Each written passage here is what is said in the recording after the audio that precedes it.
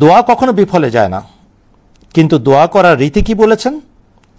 ওই যে ওয়াল ইউমিনু বি, দৃঢ়তার সাথে দোয়া করবে, বিশ্বাস রাখবে আল্লাহ তাআলা সমস্ত গুণের অধিকারী, সমস্ত শক্তির আধার, তার কাছে কোনো কিছু অসম্ভব নয়, আমার আল্লাহ সবকিছু পারেন। হযরত মুহাম্মদ সাল্লাল্লাহু আলাইহি ওয়াসাল্লাম এভাবেই দোয়া করেছেন। বদরের যুদ্ধের প্রাক্কালে হুজুর সাল্লাল্লাহু আলাইহি ওয়াসাল্লাম তার তাঁবুতে কি করেছিলেন? আহজাবের যুদ্ধ, যেটা প্রকৃত অর্থে অনুষ্ঠিতই হয় নাই, অথচ সারাটা আরব উপচে পড়েছিল, সেই যুদ্ধ কিভাবে মুসলমানরা জয় করেছিলেন? শুধু দোয়ার মাধ্যমে।